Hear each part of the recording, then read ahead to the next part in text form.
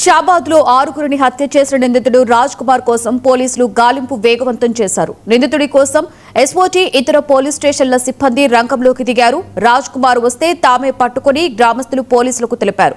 మరొకవైపు షాబాద్ 6 హత్యల ఘటనపై సీఎం రేవంత్ రెడ్డి ఆరా తీశారు. ఘటనపై పూర్తి విచారణ జరిపి నివేదిక ఇవ్వాలని రంగారెడ్డి జిల్లా కలెక్టర్కు ఆదేశించారు.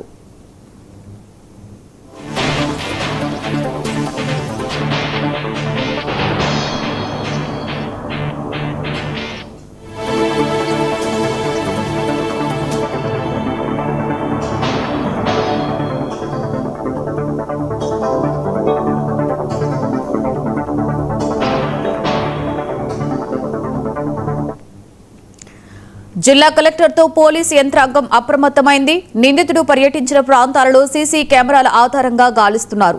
చివరిసారి తిమ్మాపూర్ రైల్వే స్టేషన్ దగ్గర నిందితుడి కదలికలు గుర్తించినట్లుగా పోలీసులు తెలిపారు. రాజ్ కుమార్ ఆత్మహత్యకు చేసుకోవడానికి ప్రయత్నించాడని, రైలుకు ఎదురు వెళ్లి మళ్లీ వెనక్కి వచ్చినట్లుగా వెల్లడించారు. నిందితుడు ఆవేశంతో కాదు, పక్కా ప్లాన్తోనే వరుసగా 6గురిని హత్య చేసినట్లు పోలీసులు భావిస్తున్నారు.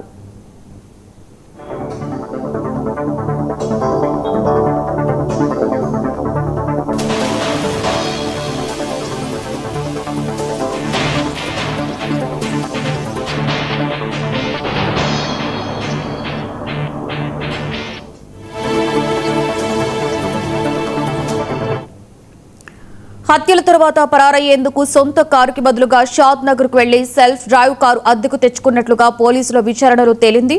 హత్యలు చేసేందుకు కత్తిని ముందుగానే సిద్ధం చేసుకున్నట్లు పోలీసులు గుర్తించారు. రాజ్ కుమార్ 4 ఫోన్లు, 16 సిమ్ కార్డులు ఉపయోగిస్తున్నట్లుగా గుర్తించారు.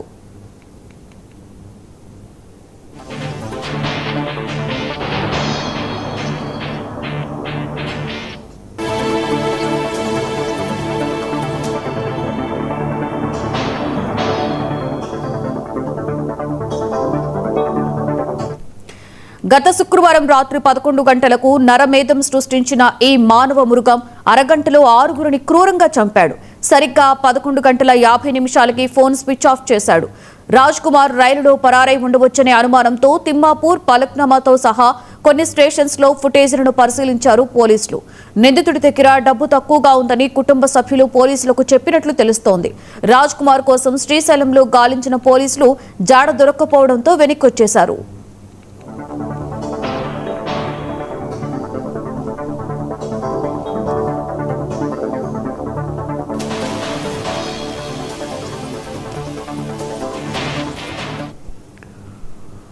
ఇదే అంశం మీద మరింత సమాచారాన్ని మా తెలంగాణ బ్యూరో చీఫ్ మూల శ్రీనివాస్ అందిస్తారు. శ్రీనివాస్, రాజ్ కుమార్ పరారీలో పోలీసులు గాలింపు వేగవంతమైనట్లుగా తెలుస్తుంది. తాజా అప్డేట్ ఏంటి శ్రీనివాస్?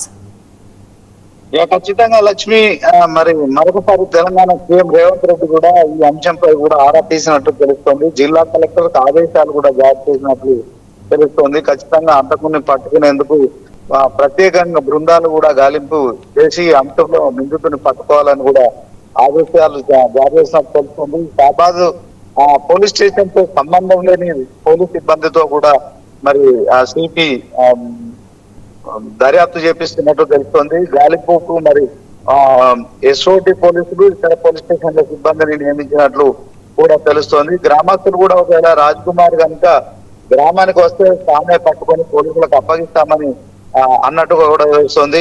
సో 6 హత్యల ఘటనపై కూడా మరి ఇప్పుడు పోలీసులు అయితే దర్యాప్తు వేగవంతం చేశారు.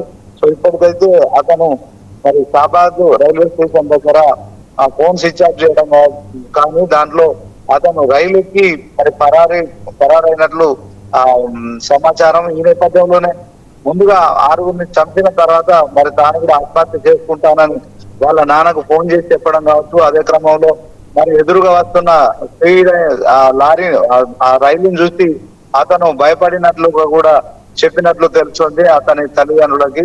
ఈ నేపథ్యంలోనే అంతకుడి గాలింపు చర్యలు అయితే ఒకవైపు ముమ్మరంగా కొనసాగుతున్నాయి.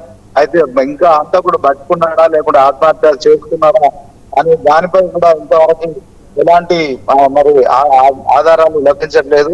సో ఎందుకంటే నిందితుడు ఒక పక్క ప్లాన్ తో ఈ యొక్క మర్డర్లు చేసినట్టు స్పష్టం అవుతుంది. సో చాలా విషయాలు కూడా క్షేత్రస్థాయిలో మరి మనకు ఎక్స్క్లూజివ్ గా తెలుస్తున్న సమాచారం మేరకు 99 టీవీకి సంబంధించిన మన ప్రతినిధి అక్కడికి వెళ్ళగా మరి చాలా విషయాలు, కీలక విషయాలు కూడా మనకు తెలుస్తున్నాయి. సో అతను తన భార్యను మొట్టమొదటిగా పెళ్లి చేసుకున్న తర్వాత కావచ్చు, అదే క్రమంలో 2 పిల్లల్ని కనడం కూడా ఇష్టం లేని పెళ్లి చేసుకున్నాడని సమాచారం. సో దాంట్లో అదే క్రమంలో మరి ఇంటి పక్కనే ఉంటున్న మరి ఆ మైనర్ బాలికపై కూడా అతను చాలా రోజులుగా కూడా వేధిస్తున్నట్లు తెలుస్తోంది. సో ఒక నేరపూరితమైన, ఒక కష్టపూరితమైన మెంటాలిటీతో రాజకుమార్ మరి ఎప్పుడు వ్యవహరిస్తున్నట్టు కూడా తెలుస్తోంది. దాంట్లో అతని దగ్గర సెల్ ఫోన్ కావచ్చు, సిమ్ కార్డులు కావచ్చు, మరి ఒక 4 సెల్ ఫోన్లు, 11 సిమ్ కార్డులు మరి ఉండేవని కూడా ప్రాథమిక సమాచారం. సో మొత్తానికి ఆ అంశాలన్నింటినీ కూడా పోలీసులు లోతుగా పరిశోధిస్తున్నారు. సో రాజకుమార్ ఎక్కడ అనే అంశంలో కూడా ఇప్పటికే పోలీసులు పట్టించిన వారికి మరి పారితోషికం కూడా ప్రకటించడం కావచ్చు. ఇదే క్రమంలో అతను కేవలం శనికావలసంలో చేసిన మర్డర్గా కాకుండా ఇది పక్క ప్లానింగ్ తో చేసిన హత్యలుగా కూడా మరి పోలీసులు భావిస్తున్నారు. సో దాంట్లో తన 2 కన్నపిల్లల్ని, అదే క్రమంలో కట్టుకున్న భార్యని ఆ పక్క ప్రణాళికతోనే, పక్క వ్యూహంతోనే, మరి పక్క ఆలోచనతోనే చేసినట్లు తెలుస్తోంది. సో దాంట్లో మరి ఎవరైతే దాంట్లో ఇతని ద్వారా ఇబ్బందులు పడి పోక్సో కేసు పెట్టిన తర్వాత మరి ఆ బాలిక పైన కూడా కొంత ఆ బాలిక తల్లిపై, అదే క్రమంలో మరి ఆ బాలిక నానమ్మపై కూడా అతను కక్ష పెంచుకున్నట్లు తెలుస్తోంది. చాలా కాలంగా అమ్మాయిని వేధిస్తున్నాడు ఆ మైనర్ బాలికను కూడా సమాచారం. ఓవరాల్ గా మరి రాజకుమార్ ఇదంతా కేవలం మరి ఒక సైకో లాగా కాకుండా ఒక పక్క ప్రణాళిక ప్రకారం, ఎందుకంటే అతను ఏదైతే ఆ గొంతులు కోయడానికి ఉపయోగించుకున్న కత్తి ఏదైతే ఉందో ఆ కత్తి కూడా అతను సొంతగా తయారు చేసుకున్నట్టు కూడా సమాచారం. సో ఒకే కత్తితో మరి అరగంటలో 6 ప్రాణాలు తీసి దేశవ్యాప్తంగా సంచలనం సృష్టించిన రాజకుమార్ ఎక్కడున్నాడనే విషయంలో ఇంతవరకు మరి ఆస్తికి దొరకట్లేదు. కొంతమంది పోలీసులు అదుపులో ఉన్నాడని కొంతమంది చెప్తున్నారు. అతని తల్లిదండ్రులు కూడా అందుబాటులో లేనట్టు తెలుస్తోంది. అదే క్రమంలో రాజకుమార్ మరి బతికినాడా, లేకుంటే మరి తల్లిదండ్రులకు చెప్పినట్టు ఆత్మహత్య చేసుకున్నాడా, సెల్ ఫోన్ స్విచ్ ఆఫ్ చేయడంతో అతని గాలింపు చేయడం కూడా కష్టమవుతుంది. రైలుకి అతను బెంగళూరు వైపు కానీ, అదే క్రమంలో మరి మరొక వైపు కూడా వెళ్లి ఉండొచ్చని పోలీసులు అనుమానిస్తున్నారు. దానికి సంబంధించిన రైల్వే స్టేషన్లలో ఫుటేజ్ ను కూడా పరిశీలిస్తున్నట్టు సమాచారం. అయితే ఇప్పటి వరకు పోలీసుల నుంచి ఎలాంటి అధికారిక సమాచారం లేదు. సో ఇంత నరమేధం సృష్టించిన నరహంతకుడు ఎవరైతే ఉన్నారో రాజకుమార్ మరి కేవలం ఇందులో ఒక్కడే ఉన్నాడా, అతనికి ఎవరన్నా సహకరించారా, మరి ఆ హత్యలకు ముందు ఆ ఊర్లో అతను స్నేహితులతో కలిసి మరి మద్యం తాగినట్లు తెలుస్తుంది. ఆ మద్యం మత్తులో కొంత మరి స్నేహితులను కూడా అప్రమత్తం చేసినట్లు తెలుస్తుంది. సో నేను పక్క ఖచ్చితంగా వీళ్ళందరినీ చంపుతానని కూడా వాళ్ళ సందర్భాల్లో మరి వాళ్ళకి చెప్పినట్లు కూడా తెలుస్తుంది. Lakshmi. Right, thank you Srinivas.